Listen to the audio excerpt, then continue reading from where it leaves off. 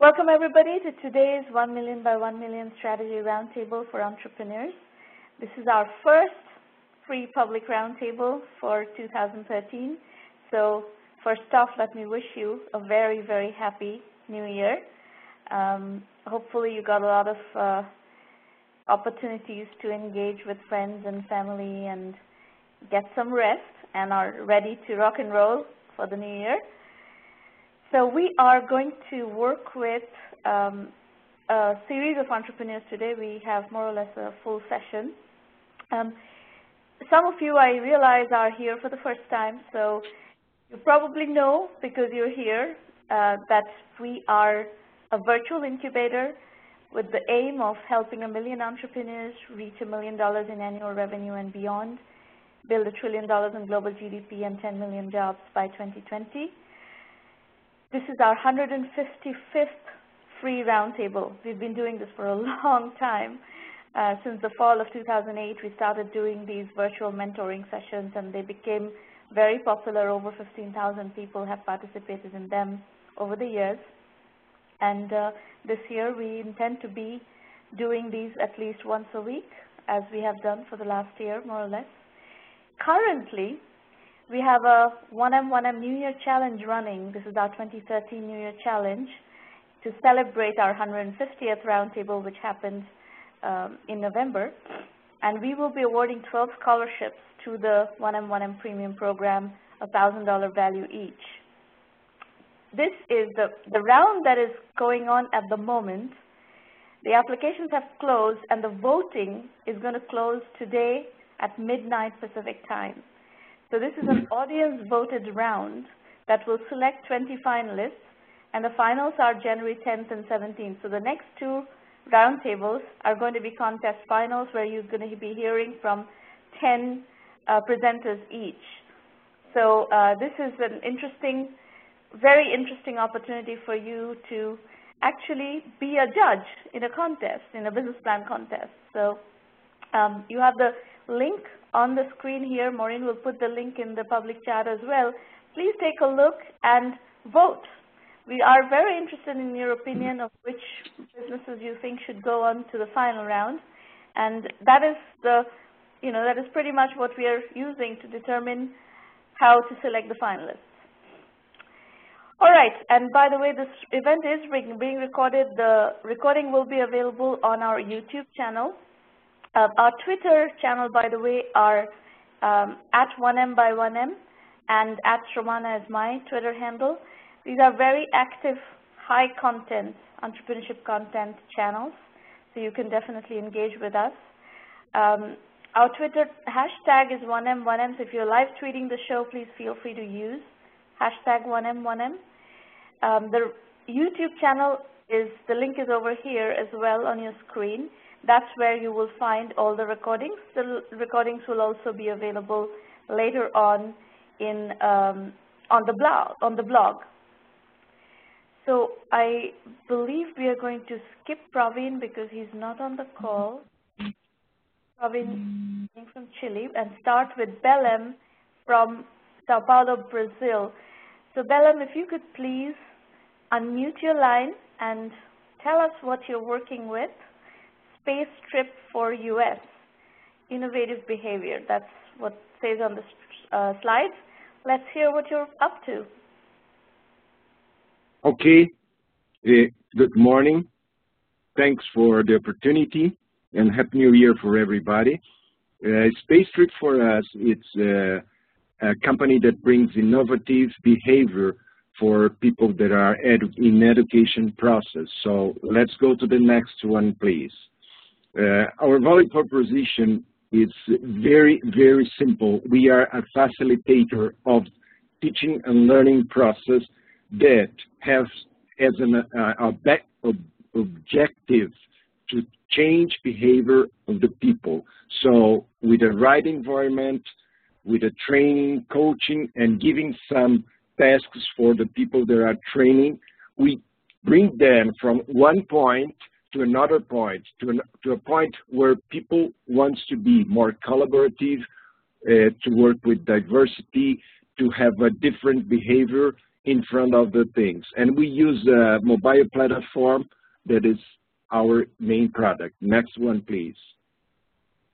So the problem in Brazil is that we have this supply chain industry, schools, teachers, and the students and parents trying to do something with the knowledge and forgetting to do something with the behavior. So the schools have now to give less knowledge because they can get things from internet and from other things very easy, and have to prepare people to be able to get some new jobs that will be collaborative jobs in the future, and it's what the industry needs. So our focus are the schools that employ the 2.5 million teachers that have a lot of workload, so they cannot work more, but they have to give some multidisciplinary requirements to the students.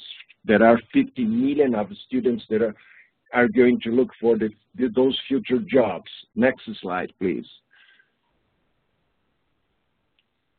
Our environment could be anything that it's good, that people feels good on it. So we could use racing, football, samba, but we choose space because it's very glamorous and it's a very motivating area. So people can do meteor experiments in balloon, launch microsatellites, nano experiments, so they feel to be in the future, so they get motivated and they begin to work together with a very diverse ambient, okay? So next, please. Our solution to that is a mobile platform for learning that will make the teachers work very easy, and it's possible to monitor, to interact, and to develop a customized program for each type of training, okay? And it's not a new thing because we integrated at least 3 very different and concentrated platform. That is the Scavenger, Crânio, it's a Brazilian platform, and Edmodo. And below you can see, you can have an idea about our mobile site. Next, please. So, so far, you know, you've done 4 or 5 slides. I don't understand what you do. We provide ambient training and a lot of tasks that permit people that are studying something and learning something begin to interact and to learn how to interact with themselves like they are going to do in the future. So we are not training an astronaut, but we are using microsatellite because they will be proud to do some work in a space. So this is a very big motivation, because what we see today is that the students are not motivated, the teachers are not motivated, and the schools are not motivated. So teachers how do you sell this? Who is the customer? Whom are you selling this to, and based on what value proposition? I'm selling these to schools. Okay. Okay. And what we sell to them is what they cannot do inside the school, because they are not, the teachers are not able to do that. The teachers have to do the daily routine tasks, and they are not able to do that unless you bring some people to do something outside and motivated them. Because the main thing of this is to recover the relationship between students, teachers, and parents even. Because when you do something related to space, people begin very motivated. So they begin to work together and wants to have help from the teacher. The parents are very proud of the children, so they help them and they do things together. And this is the main purpose of the training. It's not to teach mathematics, to teach physics, because those things, during the process, they know where to go to get and to grab the information. So this is a motivation building training program. That's it. You can understand like this, and and it's not only to motivate it to learn mathematics. It's a motivation to change the behavior to be more adequate. What is the name? More fit to the future job. Now, what when you pitch this to a school, I assume a school principal, or is that how you're going about it? How do they receive the pitch? What is their reaction? Well, they like it very well because it has to be with the space, and so they think that they are preparing people to the future jobs and things like that. But are they willing to pay for it? They like it. Are they willing to pay for it? Yeah. In fact, I have done some experiments, and I just returned from the United States with the first group of teachers from a Brazilian school, a very important Brazilian school.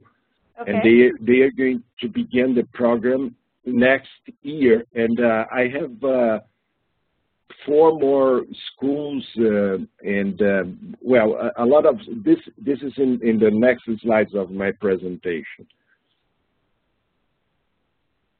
So a little bit of me. I am a physicist. I am a board member also, and I was the second candidate. I was ex-candidate to the second Brazilian astronaut. So this is why I'm involved in space on this. Okay. So I think that this is enough about me. Nothing more than this. We offer so many services like.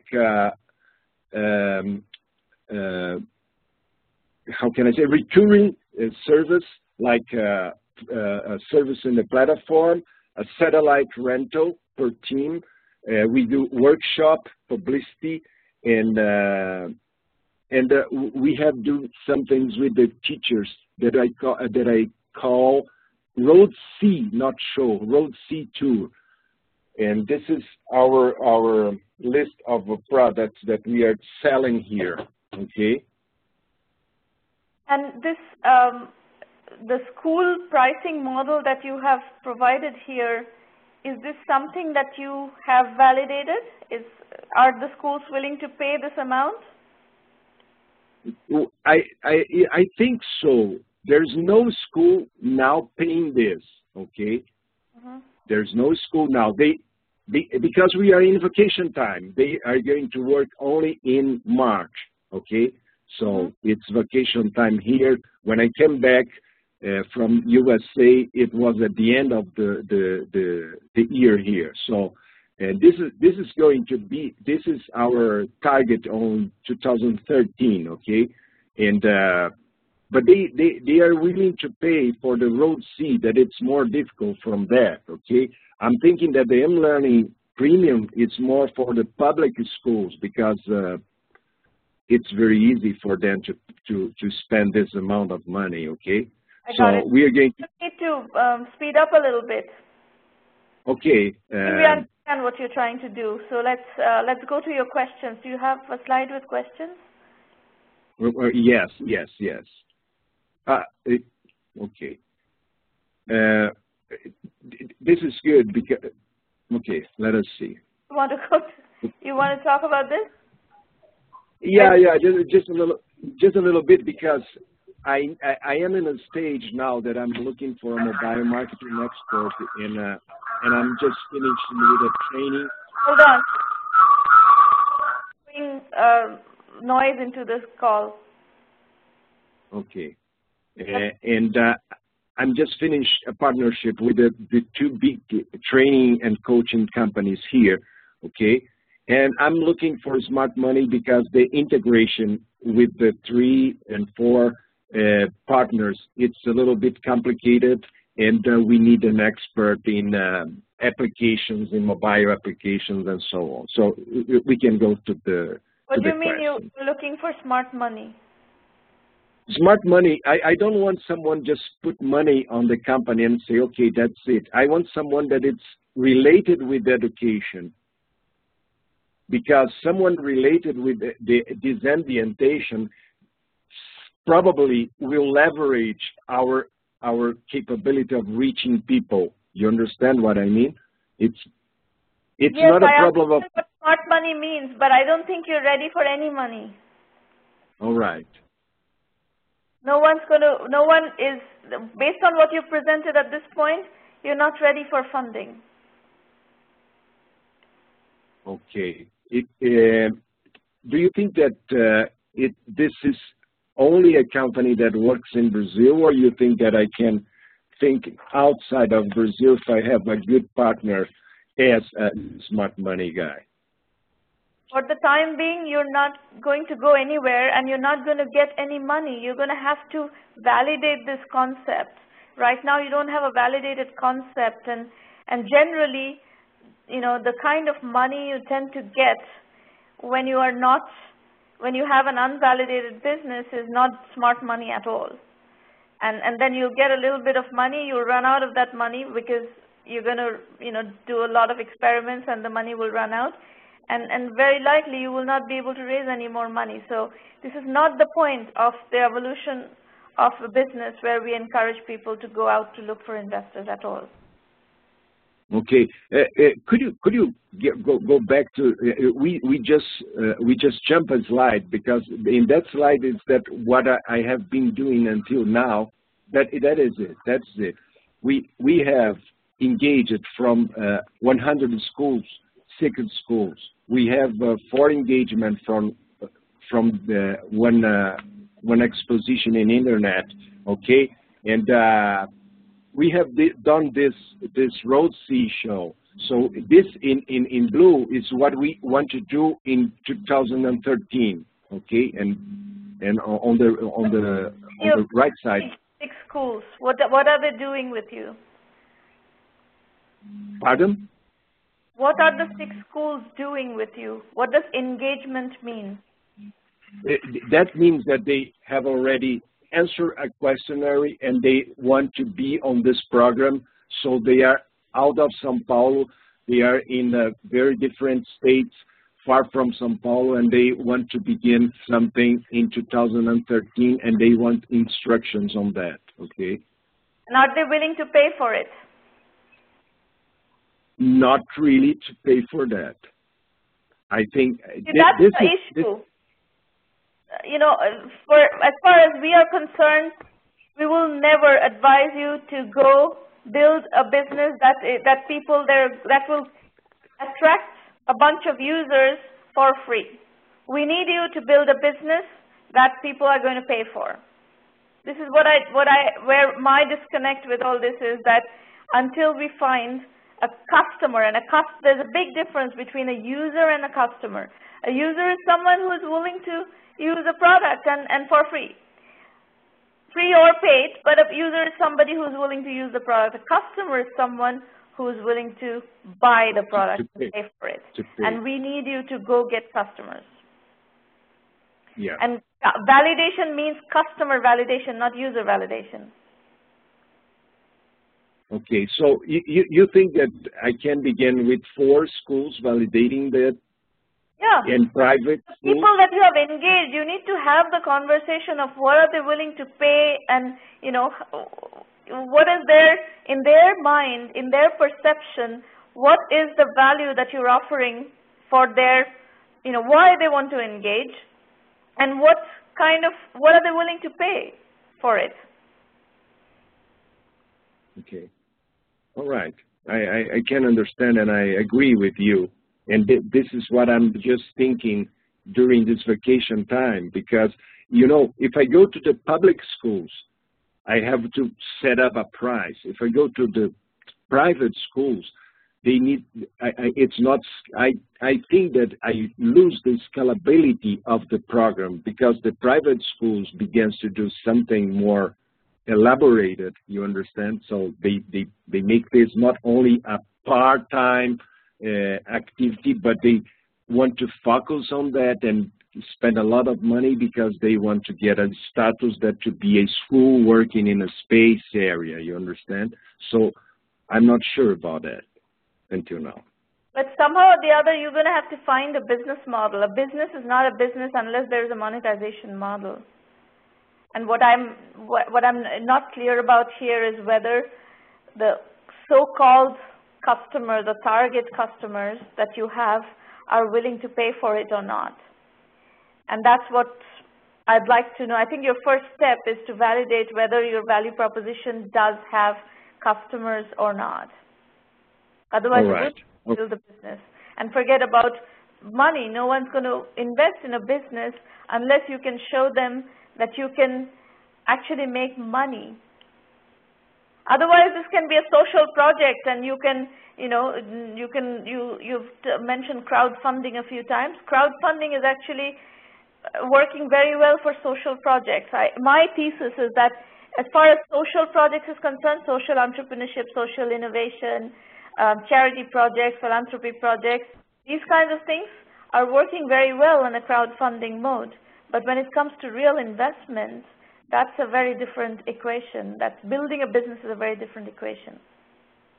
Okay. That's nice. And as far as being an ambassador of 1M1M in Brazil, why don't you first understand the program a bit more, and then if you want to pursue that line of thought, yes, we can certainly take that offline and help you explore whether you want to do that or not. All right. Thanks a lot for the opportunity. Huh? You're welcome. You're very welcome. The next presenter is Neeraj Harlalka from Ahmedabad, India, UniWorld EduSoft. Neeraj, if you could unmute your line. Yeah, hi, Sramana. Hi. Go ahead. And hi to the others too, Deepak, Bonel, and Moline. Yeah. Okay. Should we start? Yes, go ahead, please. So briefly, we have the website address for our company, and we also have 3 of our key products listed there. As you can see, one is Global Search Solutions, the other is Live Content, and finally EduBerry. Today, we'll use this opportunity. I'll use this opportunity to speak more about EduBerry. Please, next slide, please. But before that, I'll just give you a brief overview of what the company is all about. We basically do products and services, very specialized into the education sector, because that's a very premium sector, especially in India and around the subcontinent. I'll give you 1 or 2 slides on what is the kind of trends that are happening here and why we focused on that. And yeah, let's, okay. So the range of products which we have, okay, a brief, some of the objectives. We can come to the objectives, but as I've already mentioned, the product range which we have. Yeah, next slide, please. Yeah, so these are some of the objectives which we have listed for ourselves as to, like, some are on the revenue side, and then there is a client mix which you want to have. That's important for us because we are targeting more on the single campuses, because that's where we feel there is a ready-made market available to us, and the 25% of multi-campus that requires a lot of like, I'm talking about the EduBerry product here, which is an ERP solution for multi-campus institutions. So it takes a long time to set up a multi-campus institution. So that is where we can easily move along with the single campuses. Then we also want to go international by 2015. So primarily starting that from 2014, that's what we have in our mind. And we have a sales channel mix of online sales. Currently, all our sales are through the contact sales program. And we want to quickly make our program much more online friendly, so that the training time is reduced, the service cost is reduced. So we want to come into at least 50% online sales by the year 2015. Yeah. Next slide, please. So, let me just understand. You're talking about a ERP solution, a content search engine, and website building and designing for these education. No, I'm just talking about the institute management ERP solution. That's EduBerry. You know, this last comment that you have here in the objective slide, achieve a channel mix of 50% online sales. I don't think in India you can sell ERP with online sales. I just don't think it's happening already here. There are a lot of companies which are already doing that. Some of the big companies have also entered that sphere. Companies like TCS and companies like HCL have already. Without zero-touch online sales? Yes, in fact. Maybe we have a big difference, but selling ERP in India just through online selling, online marketing. Is that what you're talking about? Yes. I'll give you a small stat to validate that. I have the site which is up and running for EduVery, and we receive over 3 online inquiries every week. So that's almost over 12 inquiries over the month, and a lot of them have reached the proposal stage. We have not been able to convert them. We've done a lot of online demonstrations. And since this is a completely, only currently where we are struggling is finding the right training mechanism for that. As you can see, I was struggling to try and get into this program. So there are a few issues related to that. But once the training and everything is done, I think the software is a browser-based software. So like, I think it can easily be running because we just need to follow a few models where complete online solutions can be given. So definitely we would like to complete the entire cycle online. You're confusing the terminology here. Okay. Online sales means something you buy on a website. Okay. Yeah. So what you're talking about is lead generation, online lead generation. That's very viable.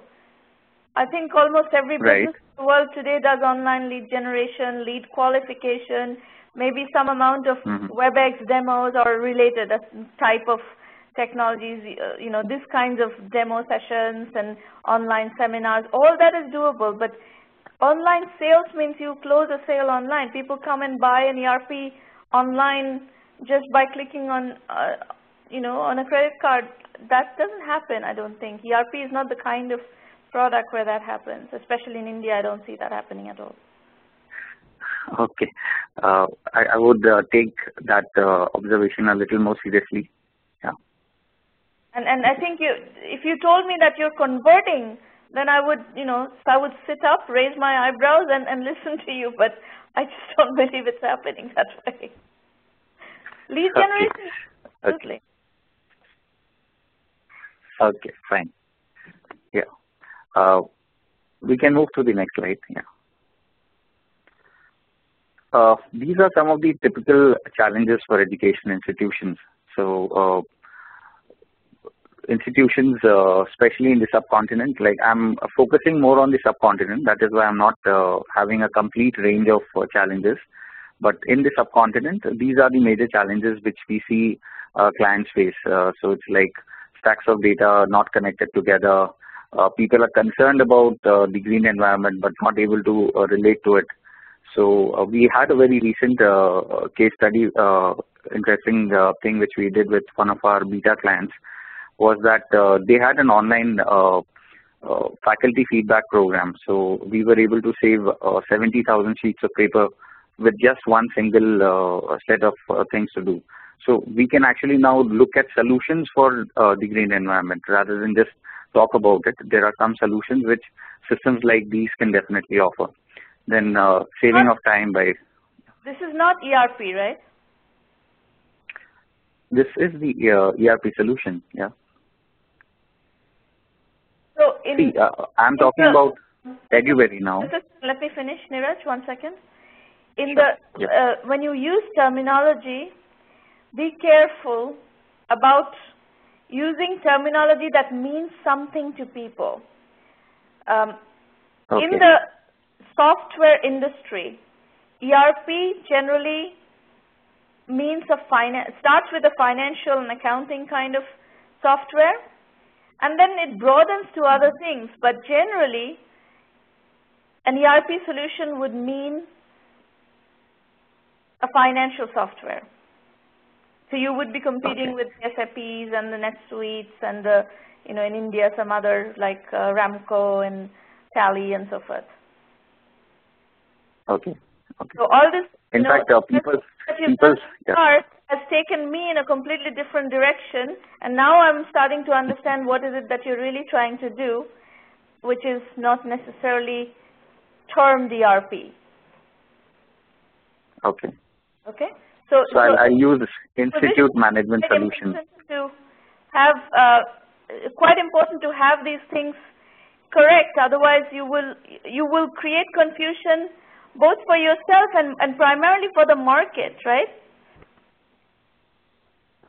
If the market is looking for an ERP solution, they have something in mind for an ERP solution. And if you're what you're offering here, manage your physical space, connect with all your stakeholders, sounds like these are collaboration software, you sound like content management software, maybe there's analytics software, but these are all different buckets of software. Calling it ERP is misleading.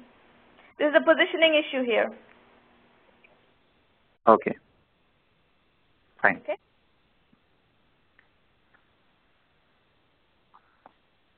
So once we address the concerns, then we then talk about, is it possible to get everything together? So then some of the solutions here are mentioned, like connecting to the campuses, then intelligence reports generation, increase student-teacher communication, then compare one campus performance to another campus, and so on. So what exactly is this solution, which we can now call the institute management solution? So it's I'll definitely change that ERP there and try and make it a little more education oriented. It's an interactive framework to manage the academic and administrative tasks. So basically what we're trying to do here is there are a lot of departments which, like in any other organization, functions in an education institute too. Like we have, we can come to the next slide, that would make it a little more clear.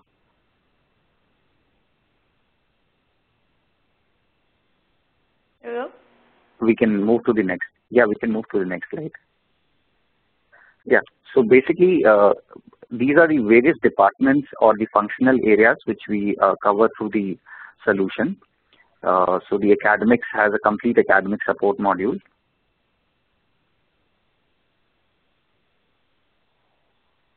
We can just go back to the previous one. Yeah. So basically, this is the set of modules which we have. So the academic support, admissions, human resource, student finance, communication, placement, as well as a full-fledged library information management system. So these are the various modules which come together in one single integrated solution. So that is what the software is about. So yes, this is we can move to the next slide. You have a finance module. Is it what you call student finance? Is the full institute finance, or is it something else?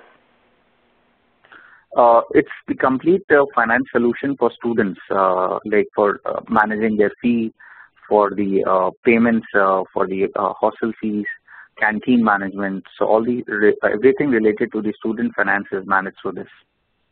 Why would you do that in a product roadmap? Why did you put that in instead of the institute finance system?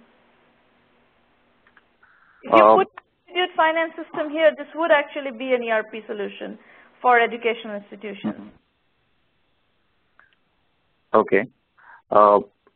Here, a lot of institutions which we have visited initially, they are all using Tally, which is a financial ERP system, which is very prevalent here. So we have done a connectivity program with the Tally, and we have gone, like we've tried to save some development time over there. So because none of, so that is the reason we have not gone into a complete financial system.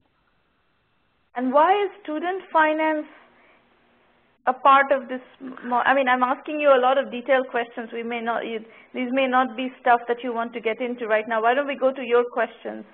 I think we understand more or less okay. what you're trying to do. Why don't we go to your questions, because we have to do other presentations as well. Okay, surely.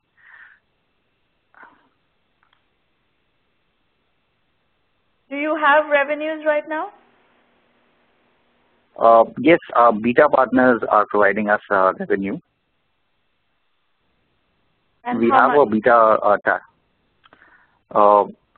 it's a 3-year contract which we have with them. So like in Indian rupees, we are close to 15 lakh rupees per annum right now. Okay. Yeah. And what is your business model? What, I mean, how does it work? What does each institute pay? We have covered that in the next slide. If you can please come to that. Yeah. Sure. This is the segmentation. Yeah, we can move to the next, where we have the business model mentioned. Not this, a little later. Okay, here we go. Yeah. So we have licensing for the institutions. That is the major focus. So licensing fees can be from about $1,000 to even less than that. We are looking at somewhere around $250 to $1,000 per month for each institution. So and we provide all the services which were mentioned, all the modules, including the training in that licensing fee which we have. So I have a complete Excel sheet done with the spreadsheets done with all the financial calculations. So I could pass on that to you so that you could have a look at it. So right now you have what, about 20, 30 institutions that are working with you? We have 6 campuses and only 2 clients right now. One of them is a beta for schools, and another is a beta for higher education. Since we have 2 products, so we have 2 beta partners with us right now. Okay. Let's go to your question. Yeah. Okay. I think I'm jumping, but just thought of utilizing this opportunity to talk to you and trying to just know exactly where we are kind of situation. You know, in the first one. You need to understand what it's going to take to sell this product at scale. You know, we have a lot of companies that come here that are doing some variation on what you're talking about. They're doing institution management systems and various, trying to sell to the education institutions. It's a very, very slow sales cycle market. And generally the investors are, investors cannot, the venture capital model is, and right now you're not even asking for growth funds. This is not growth funds. What you're asking for is very, very early stage seed funds. And, and I think the issue that you're going to face is that this is going to be a very slow growth business because of the nature of the business and the nature of the customer base that you're going after. And that is something, unless you can crack it and accelerate it and prove to investors that you can actually scale this business at a fast clip, they will not invest, because the whole venture capital model is based on very fast growth, very large market opportunity businesses. So if you don't have those characteristics in your business, you would not be able to convince investors. However, these are the kinds of businesses that actually work very well as bootstrap businesses.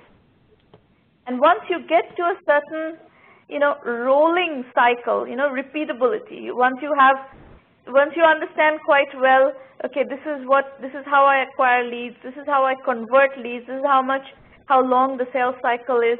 When you understand the logic of the business at some degree of predictability, you are going to need to, basically install the operational infrastructure to scale it, and that's the point where other kinds of financing actually becomes available. When you start showing a bit of a track record, and if you show them that, okay, this is how much money we're going to make, and you're doing a monthly subscription fee kind of business model, so there's going to be opportunities for doing receivable financing and all sorts of things. So, okay. so those are, there will be other kinds of financing options, but given the state in which you are in right now, it would be very difficult to get, VCs to engage. And generally, angel investors operate the same way as VCs because they are basically the feeder into the VC business. Okay. Okay. Right. But, you can build the business. There's no harm in building businesses that are bootstrap businesses, and it's just that you use different financing strategies. Right. Right. Okay. We are currently in that stage of bootstrapping. Yeah, we invested close to $500,000 and going very, very light on ourselves now. Right. Yeah. So I think you're going to really need to continue to bootstrap for a while still, just based on the status of the business that you've showed me so far. And by the way, we are very supportive of bootstrap businesses. Over 99% of the businesses out there need to be built as bootstrap businesses. Less than 1% qualified based on the venture model. Based on what I just told you, very, very large TAM, total available market size, very fast growth businesses. That characteristic applies to a very, very small segment of businesses. Mm-hmm. Okay? Great. Great. Fantastic. Yeah. You're welcome. Right. All right. The next presenter is Deepak Kumar. Luxury Quotient is the company. Deepak, are you on the call? Yeah, I am. Can you hear me? Yes, go ahead. Yeah, I'm really sorry. I don't know if there's a problem of WebEx. I can't see you. The whole interface has changed, but I can see my slides, so I can continue. Okay. You can see the slides and you can see me. You can hear me, right? Yeah, I can hear you. Okay, you don't need anything else. Keep going. Okay. First of all, very happy New Year to everyone, including panelists and attendees. I'm not sure whether my business is in the same line as other presenters because we are in a different segment altogether. We are in e-commerce. Work with those segments all the time, so just keep going. Yeah, it's online to offline business model. If you go to the next slide, probably I'll just browse everyone through. Yeah, unlike other e-commerce platforms, you have seen most of them are very focused in a certain category of business. We have tried to create a much wider platform, and we are trying to cover you can say bespoke business. That's probably a very few companies have tried, and most of them, those who have tried with an offline model. So we are now trying a model that's online in terms of easy ordering and a wider reach, wherein our offline platform allows people to actually experience the bespoke luxury items that we procure from around the world. In India, there's nothing like a multi-brand outlet that actually sells luxury because most of the brands, imported brands are available in single brand outlet formats, and you end up paying maybe 100% more than you will pay in the original markets. So that actually leaves a lot of buyers not buying in India. They actually buy when they are maybe on a trip or a vacation.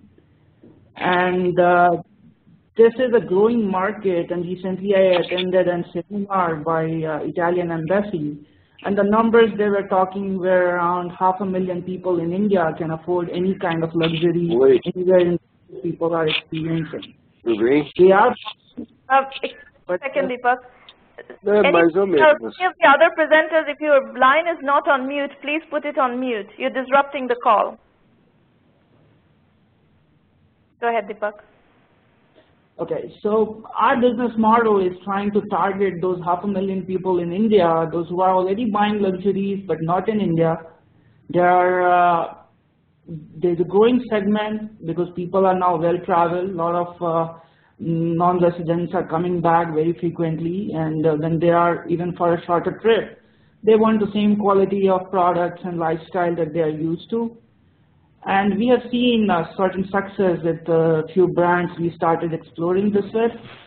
Can you go to the next slide, please?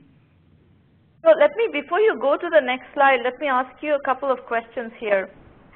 Sure. You propose in the same company to offer high-end homes to luxury holidays to personal jets to furniture and furnishings, designer apparel, made-to-order suits and dresses, jewelry, shoes, blah, blah, blah. You're going to do all of these in one company? We will have strategy business units because not everything can be licensed under one company, but few low-hanging fruits are like jewelry, So do you have books. Yes, we have already started that because I was a mortgage banker in last year. So I have access to luxury holidays, I have access to homes. I was a jet setter myself, so I have access to personal jets. But those are a total different business units. Those are not done online, you know. And how much other business do you have? Pardon me, can you repeat, please? How much capital do you have? We have invested around $500,000 of our own money so far. And you're going to, so when it comes to inventory, you're going to buy inventory of all these high-end items? No. This is something unique what we have done because right now I have around 34 brands, and if I have to stock, maybe I need $4 or $5 million just to stock a very small range. So what we do is we sample, and we are now trying to put together our first store, you can say a flagship store, where people can go and touch and feel and see what we are talking about. Because I can talk to you offline and tell you maybe the brands that you are used to, but they can't be sold just showing a picture online, you know. Online is still about comparison shopping, discounts. That's the kind of people go online.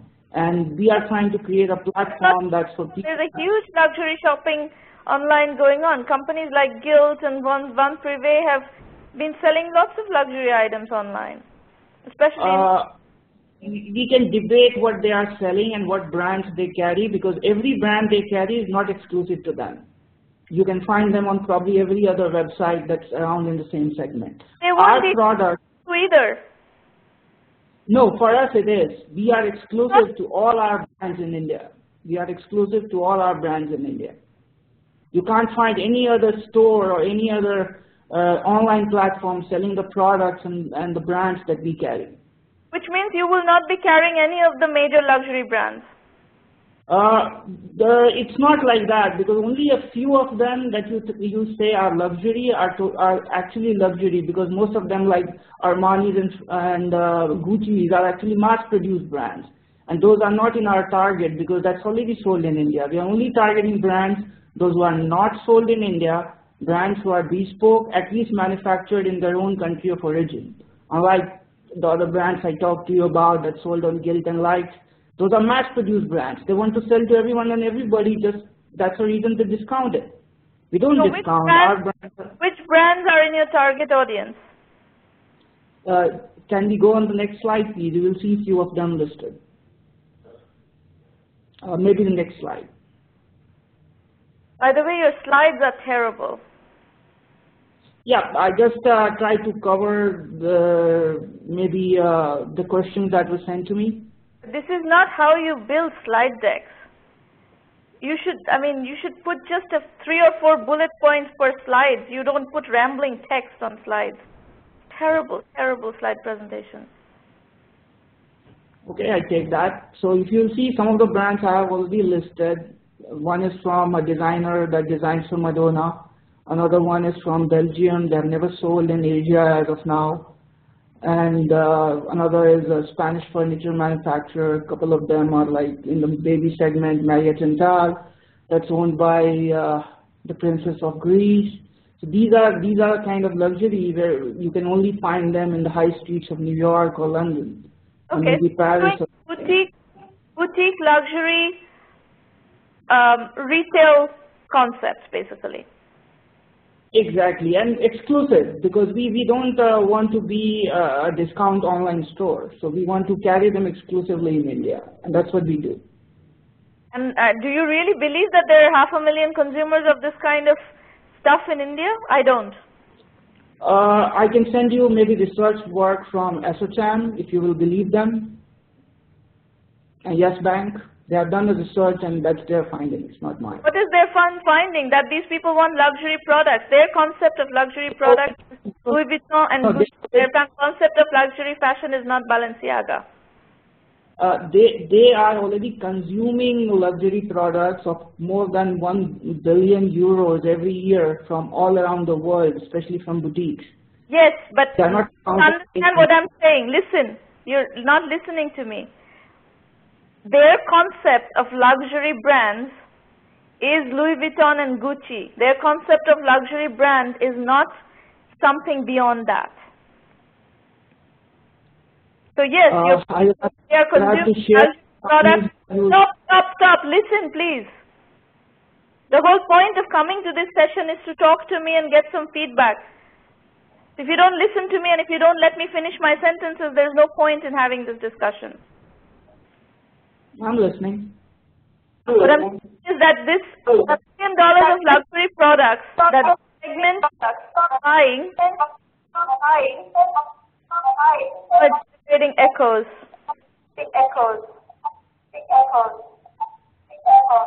So Neeraj, if you could mute your computer, because I think normally if you have your computer audio on as well as your phone audio on, it generates echoes. All right. So try to understand the analysis of the $1 billion of luxury consumption that is happening right now.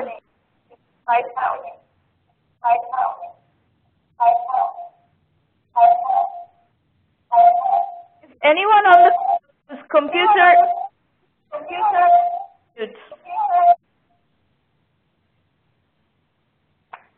Neeraj, is your computer on mute?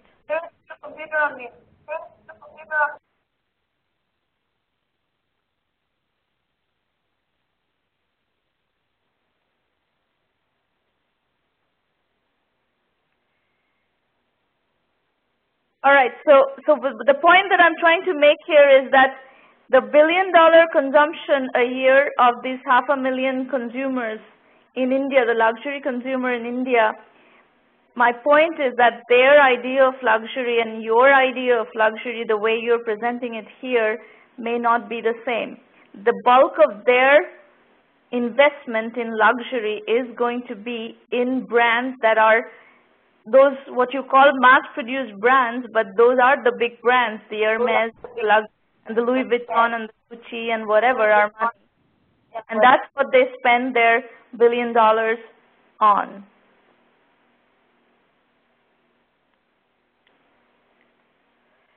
Are you there, Neeraj?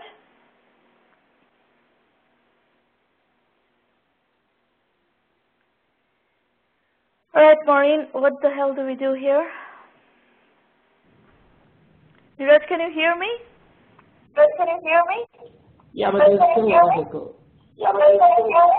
Just a second. Just going the.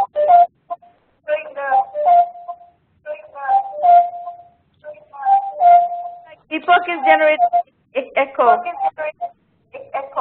you there? I am here, but I don't know what to do here. Computer, please. Mute your computer and mute your audio. Otherwise, you've completely disrupted this call.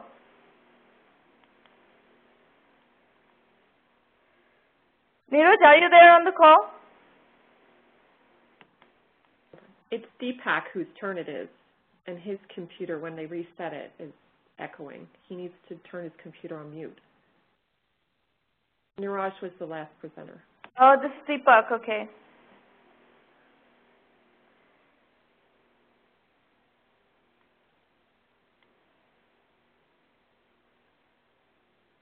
I thought the echo was being generated by Neeraj's computer. Okay, it's Deepak's computer that's generating the echo. We need Deepak's audio line to be on and his computer line to be off.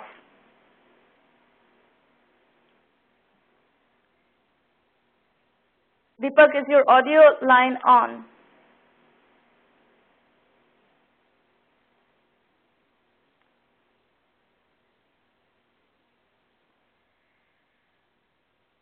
All right. Well, I think I've given the feedback. I'm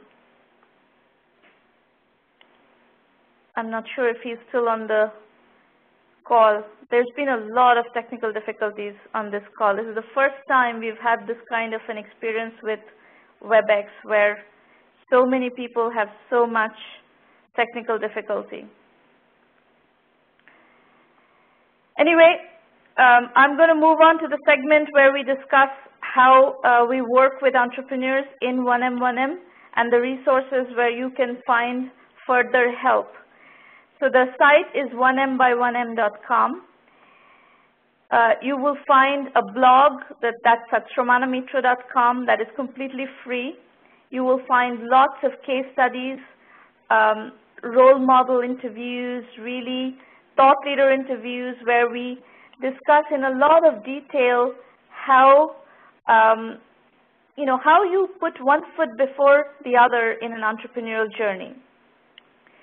So this is, one of our baseline offerings, which is the information that we provide through the blog, and then there's another level of offering, which is the book series. We have 4 Entrepreneur Journeys books, and those are based on case studies, analysis, and synthesis of the entrepreneurial journey. And we start to give you some of the entrepreneurship methodology that we teach in 1M1M in these books. The books predate 1M1M by quite a bit. So obviously the whole thing has matured a lot in the last couple of years since we launched 1M1M at the end of 2010. But in any case, you will see 2 really important cornerstone elements of the 1M1M methodology, that is bootstrapping and positioning. And those 2 are, methodology elements that you will hear us talk about over and over again in the 1M1M program. The blog again is at sramanamitra.com. These strategy roundtables happen every Thursday almost. We've done over 155 roundtables. Over 15,000 people have attended, and we are approaching 1,000 entrepreneurs who participate in the program this year. Then we have the premium program where we provide extensive methodology guidance. We provide a curriculum, help with business development, strategy consulting, help with financing, as well as media support. I recommend that you check out the 1M1M self-assessment. That is a free 9-point questionnaire that helps you frame your business asking the right questions. There's also curriculum modules. If you're a premium member, you can use those curriculum modules. The site again is 1m1m.com. And then we have, on the top right corner of the site, you'll see premium program and FAQ. By the way, the site is being redesigned, so you will see some of the images change a bit very shortly. Next week, we're going to have different images from the site. But what to expect from the premium program, FAQs, video FAQs, these are things that will start helping you understand what the question is. Our methodology is lean, capital-efficient, bootstrap startups. Like I mentioned several times to several people today, most people who are doing an entrepreneurial venture is not really ready to raise large amounts of money for a variety of reasons. It may be too early, not enough validation has been done, and it could also be that your business just doesn't have the characteristic of the very fast growth, very large market size opportunities that venture capitalists look for. So we focus very heavily on a methodology of lean, capital efficient bootstrap startups. And if you have the model in your business, if your model fits the venture capital finance business, we will help you raise money as well. We do have venture capital funded companies in the program, and we are not at all averse to venture capital.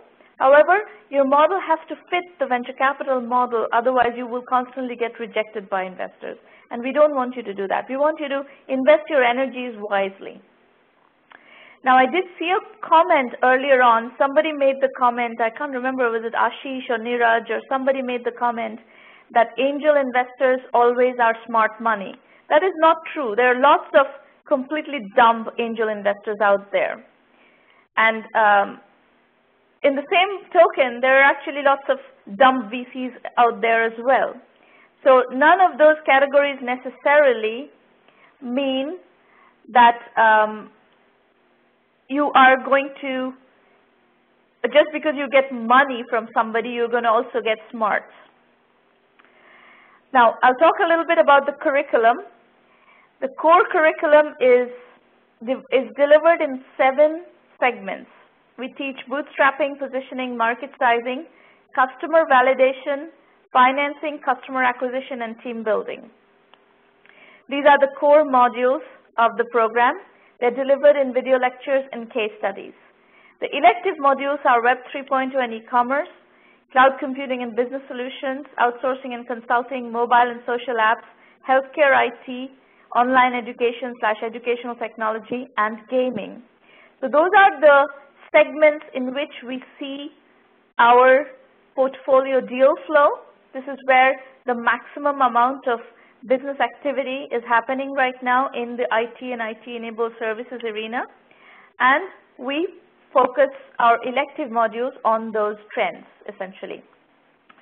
The curriculum has been developed over a 6-year period. Actually, since 2006, we've been developing case studies, and today we have the largest and the most comprehensive collection of case studies anywhere in the world in early stage venture development in the technology and technology-enabled services arena. We're very focused on that specific positioning, and within that, our core competency, our expertise is tremendous. Outside of that, we don't have that much core competency. Like if we often get queries from people who want to build nonprofits, that's not a place where we have a lot of expertise. If you're trying to build a solar farm in rural Israel, perhaps, not our expertise. We don't do these highly capital-intensive businesses. We focus on lean, capital-efficient businesses that can be done with, small amounts of capital, and by building gradually, you can, once you find the logic of the business, you can infuse capital and scale it rapidly, but the early stage of the business is going to be a very capital-efficient process of getting validation, putting one foot before the other. So we deliver the program, the curriculum, in form of video lectures and case studies. And the experience is really learning from over 600 entrepreneurs who have very generously and candidly shared their journeys and their, learning strategies, what has worked, what has not worked in their entrepreneurial journey, and you'll learn a tremendous amount from that. Now, we do have an affiliate program, and we do have certain affiliate partners. We are very selective about affiliate partners of where we really make an investment, but we do have some affiliate partners who work with us, and we pay 10% affiliate commission for that. Reminder, on the last day of voting for the 1M1M New Year Challenge 2013, we will be awarding 12 scholarships to the 1M1M Premium Program. That's $1,000 annual membership fee value. Today is the last chance to vote for your favorite company. You get to be the judge for this contest. And we will have the roundtable finals next week and the week after, January 10th and 17th, in the same platform during the 8 a.m. Pacific time roundtable slot. The upcoming roundtables, January 10th and 17th, are the New Year Challenge finals. Then we have January 24th and 31st are regular free roundtables, and you are welcome to come and to register to pitch or to attend. And we pretty much expect to be here almost every week, with 1 or 2 exceptions if I'm traveling or if we are, on break or something. But most of the year we do 50, 60 roundtables a year, free roundtables a year. So you can imagine that's a very intense schedule. One other pointer for those of you who are in India or focusing on India, there is a book, Vision India 2020, where I have published $45 billion business ideas, which is yours to, get inspiration from. You can even take those ideas and implement them if you like, and we will help you with that. So that's, and if you're looking for an idea to start exploring, that's a good place to check. Now, I sincerely apologize for the technical difficulties that many of you have had today. Are we all back on, back connected to the call? Can everybody hear me, see the slides, see the videos, and so on and so forth? Is everybody back in normal connection format right now? Because we do have time to do some Q&A work and have some discussions on whatever topic you want to discuss. Just want to make sure that everybody who is in the call is able to hear everything. So Maureen says those who have rejoined should be okay. Is anybody still having problems, or everybody is okay? So it looks like at least a critical mass of people are back in a reasonable, connection format. So let's use the time. We have a bit of time to have a discussion, and if any of the presenters you got disconnected, and if you want to pursue other topics, now is a good time to pursue other topics. So open Q&A. You can type in your questions in the public chat, and if you would like to dial into the call, Maureen will give you instructions for the dial-in. Bellam, we are not going to change platforms. We've used WebEx very successfully until today. We had the first hitch with WebEx. WebEx has been a phenomenally reliable platform for us, and we don't intend to change platforms at the moment.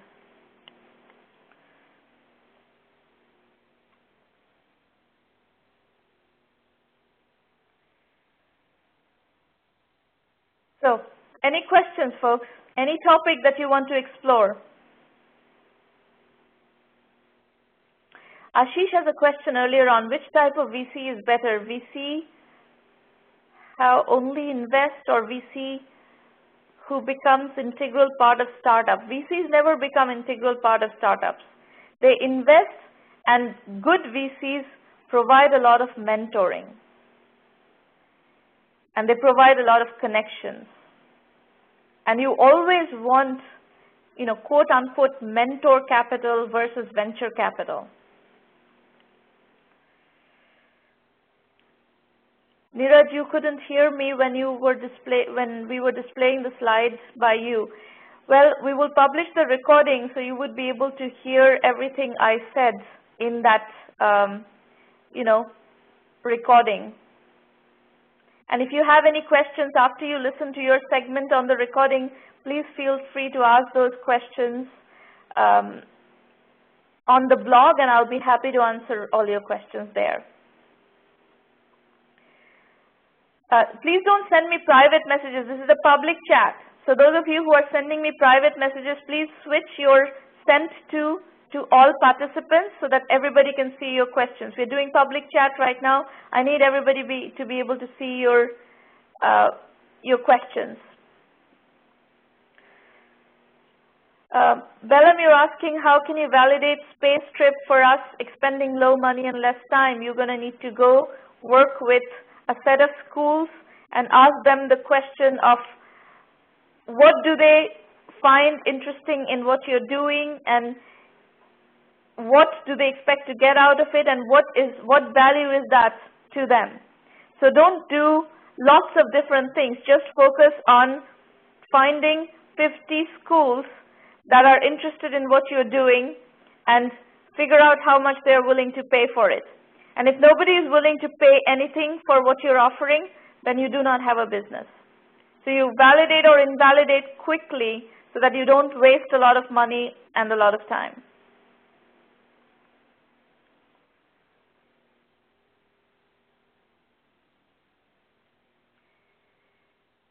So Irina is saying that any of you who want to chat about the 1M1M program, if you want to join the 1M1M program, and if you want to have a private chat after this session, you can Skype her at Irina_Patterson. She has typed her Skype ID on the screen. You would be able to access her and chat with her.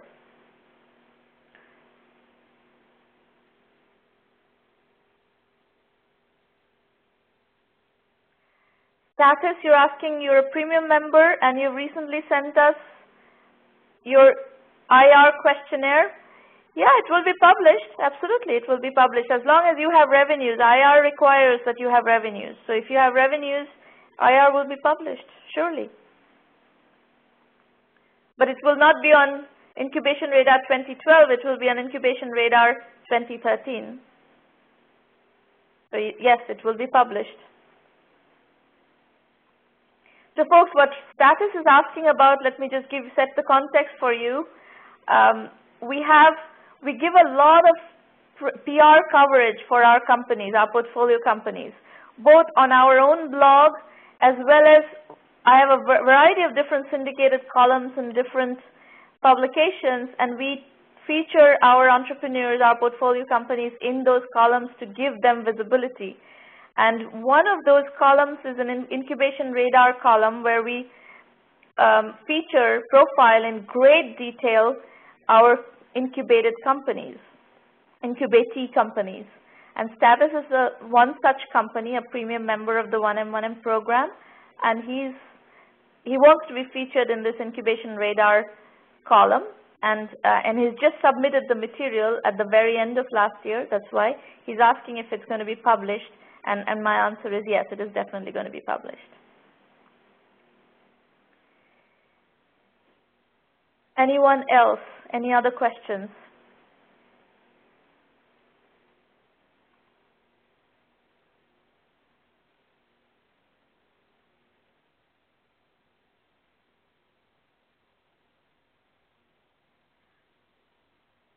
And thank you for staying with the technical difficulties and your patience. We are, we've been obviously doing this for a long time, and today we had an unusual degree of technical problems which disrupted the call significantly. Ashish is asking how to use the 1M1M platform for connection building. We let you access our entire LinkedIn connection base. My LinkedIn account, my LinkedIn profile has over 12,000 connections, including a very, senior level of connections. We let you use that connection base for business development, whether it's customers, channel partners, whatever kinds of media, whatever kinds of connections you are seeking, we make that available to you. There's specific methodology of doing that. We also introduce you to people based on your specific requirements and where we have connections. And then those who qualify for funding, if you are fundable and if you, get all your ducks lined up such that you can pursue a funding round, we will help you with the funding round and we'll introduce you to appropriate investors for what you're doing. Bellum says, thanks for your patience and time. Thanks for the hints. Makes me confident again. That's great. Well, that's one of the things that we want you to feel is confident and safe. This is a place where we are critiquing your business, but we are doing it in the spirit of constructive criticism so that you can take that feedback and improve your business strategy. That is the whole spirit of this business. It is not like we want to embarrass you in public or we want to rip you apart this is just not the intent. The intent is entirely to help you gain perspective on how to build your business, how to put one foot before the other, maybe make some changes to your positioning. Like Niraj, in the case of Niraj, I was giving him some input on positioning points, which would help get the point across. There are some funding strategy questions that come up all the time. You have, funding is a complex issue. Financial strategy is a complex issue. You need to understand what is fundable, what is not fundable, what you need to do to gain access to funding. These are, issues that mostly first-time entrepreneurs do not really have a lot of context on. They don't really know what it's all about. So, all that, we want you to use this platform as a safe place where you can come and discuss your business, get some input, and the premium program is even safer because it's private. It's kind of behind the paywall. Nothing is published in the public. So unless you're a paying member, you cannot access the premium lounge. And you cannot access the recordings of the premium program roundtables. So all that is even more private, and you get a tremendous amount of, we have about 150 hours of curriculum material, which is actually very concise. It's a very concise representation of what you need to learn. It's a very efficient way to learn what you need to learn on all the topics. Like the 7 core modules that we teach, you have to learn those. If you want to be a successful entrepreneur, you have no choice but to learn those topics.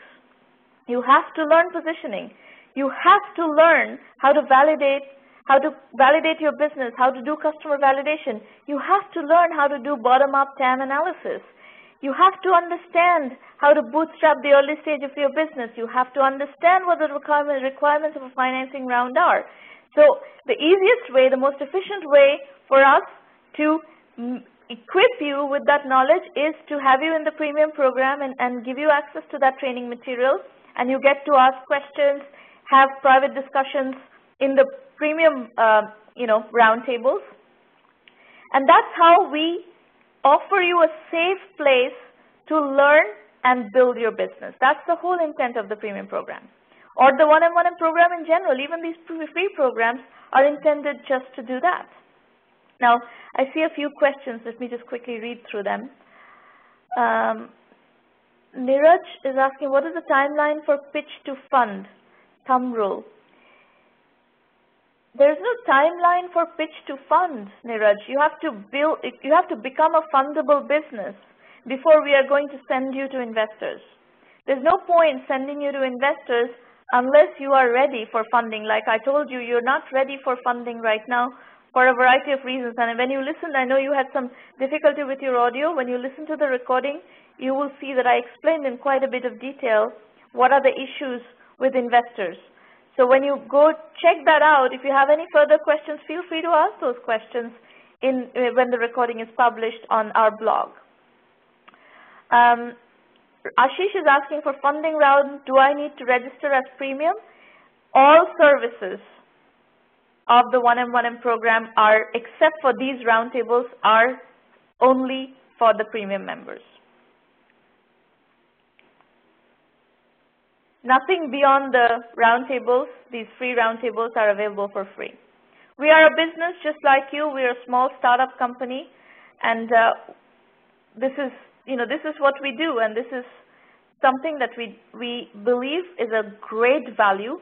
The amount of value that we provide in the premium program for a very small fee of $1,000 annual membership fee is incredible. So if you decide that you want to use our methodology and our program to build your business, we will be delighted to work with you. Irina will be happy to answer further questions on the premium. There's a lot of videos and FAQs on our website, so there are lots of resources available. Take advantage of them. Anybody else? Any other questions, comments?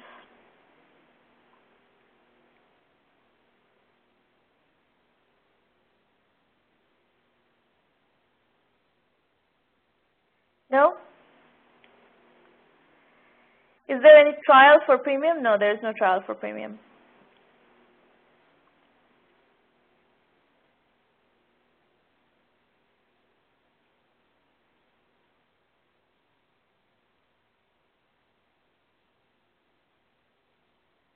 Anybody else? Any other questions, comments, any issues that you want input on? We don't do hardware. Anthony Dobaz is asking, have you worked on many hardware projects? We don't do hardware. I have personally worked on a lot of hardware, including chips and, semiconductor equipment, all sorts of things, but we don't do hardware in 1M1M. Our methodology is a lean, capital efficient startup methodology, and hardware does not fit that methodology. Hardware requires a lot more capital. In the same vein, we do not do biotech, we do not do drug discovery or pharma, we do not do a lot of clean tech, water desalination or you know, solar and all that. We don't do that either. Yes, Ashish, you have one more question. Go ahead.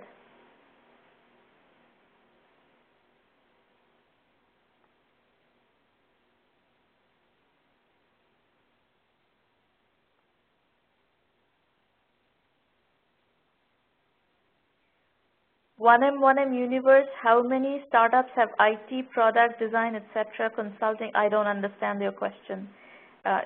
You know, you have to frame a coherent English sentence. It's not a coherent English sentence. I cannot understand what you're trying to ask.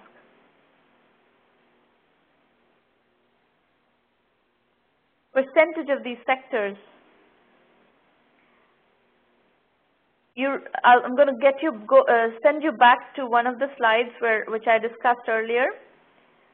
100% of our businesses are in Web 3.0 and e-commerce, cloud computing and business solutions, outsourcing and consulting, mobile and social apps, healthcare IT, online education / educational technology, and gaming.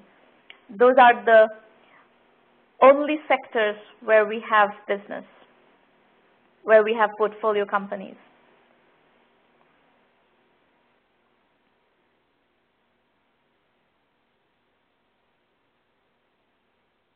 We have a very, very large presence in cloud computing. That's probably one of the bigger. We don't have any such pie chart.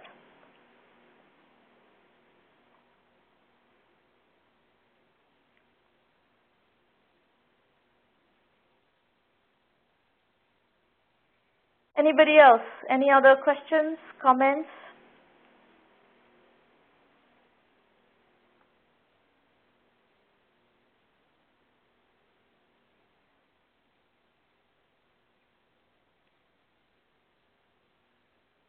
All right, looks like we are done with Q&A. Happy 2013, all of you. Please do not forget to vote for the New Year Challenge. And if you are competing in the New Year Challenge, make sure you collect your votes and get your friends and family to vote so that you make it in the final 20 who are going to go into the final round next week and the week after. And to all of you, we hope you're going to build close to $1 million businesses in 2013, or at least you're going to make serious progress on the path to building $1 million businesses in 2013. Thank you very much for attending, and again, we deeply apologize for the technical difficulties we had with WebEx today. This is the first time we have encountered it. We will take it up with WebEx and be sure to address it in the next session. Thank you very much. Bye, everybody.